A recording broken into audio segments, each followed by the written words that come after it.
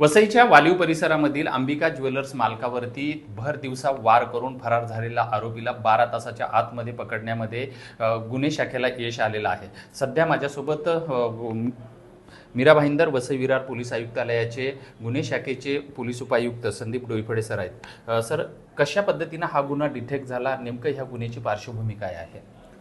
काल वाळीव पोलीस स्टेशनच्या हद्दीमधील अंबिका ज्वेलर्सचे जे ओनर आहेत त्यांच्यावरती त्यांच्या शॉपमध्ये एक पुरुष आणि एक महिला सोनं खरेदी करण्याच्या बहाण्याने गेले होते आणि नंतर त्यांच्यावर चाकू आणि हल्ला केला होता। सदर गुन्ह्याचा समांतर तपास गुन्हे शाखेचा युनिट 4 हे करत होतं आणि त्या तपासामध्ये 2 आरोपींना, एक महिला आणि एक पुरुष यांना काल नाशिक येथून ताब्यात घेतलेलं आहे।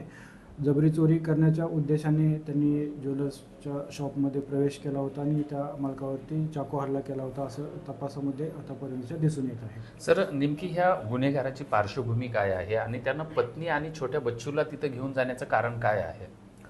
हा आरोपी आणि त्याची पत्नी हे मूळचे राहणारे उत्तर प्रदेशचे आहेत आणि काही कर्ज झाल्यामुळे तो आर्थिक संकटामध्ये होता आणि जबरी चोरीतून पैसे मिळवण्याच्या उद्देशाने हा केलेला आहे। सोबत त्यांचं लहान मूल सुद्धा ते घेऊन गेले होते आणि आपली या भागामध्ये काही ओळख नाही किंवा आयडेंटिटी नाही आणि आपण जर घटनास्थळावरून एकदा पळून गेलो तर पोलीस आपल्यापर्यंत पोहोचणार नाहीत असं त्यांना वाटत होतं आणि घटनेच्या आसपास असताना त्यांनी पूर्ण आपले मोबाईल्स वगैरे सर्व बंद करून ठेवलेले होते। सर, ह्याने कट कसा रचला होता नेमका, की त्या दुकानामध्ये कसा गेला, नेमका मालकासोबत काय संवाद साधला होता आणि नेमकं ह्या कटाचं पार्श्वभूमी काय?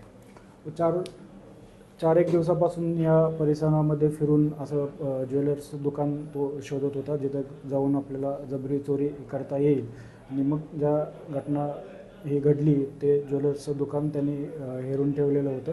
तिथं आपण जर पत्नीसह प्रवेश केला तर आपला एवढा संशय घेतला जाणार नाही आणि मग तो पाणी पिण्याच्या बहाण्याने ज्वेलर्सला आत रूममध्ये घेऊन जाऊन त्याच्यावरती त्यांनी हल्ला केलेला आहे। सर, नेमका हा गुन्ह्याच्या नंतर हा नेमका कसा गेला, कुठं प्रवास केला आणि आपण ह्या गुन्ह्याचं कसं डिटेक्शन केलं? गुन्हा केल्यानंतर आरोपींनी वेगवेगळ्या वाहनांचा वापर करून तो मुंबई रेल्वे स्टेशनकडे गेला। तिथून तो ट्रेन मार्गे नाशिककडे जात होता आणि मग आपण त्याला नाशिक या ठिकाणी ताब्यात घेतलेला आहे। निश्चितच हे होते पोलीस उपायुक्त संदीप डोईफळे। ही जी घटना झालेली आहे ही घटनेमध्ये चोरीच्या उद्देशानं ही घटना झालेली आहे। मात्र सर्वात धक्कादायक एक आहे की या घटनेमध्ये आपल्या छोट्या 3 वर्षाच्या बच्चूला या आरोपीनं वापरलेलं आहे। त्यामुळं घटनेमध्ये आरोपी आणि त्याची पत्नी तर पकडलेली आहे, मात्र त्या छोट्या बच्चूचा दोष काय हा प्रश्न या घटनेनिमित्त उपस्थित होत आहे। विजय गायकवाड, TV9 मराठी, नालासोपारा।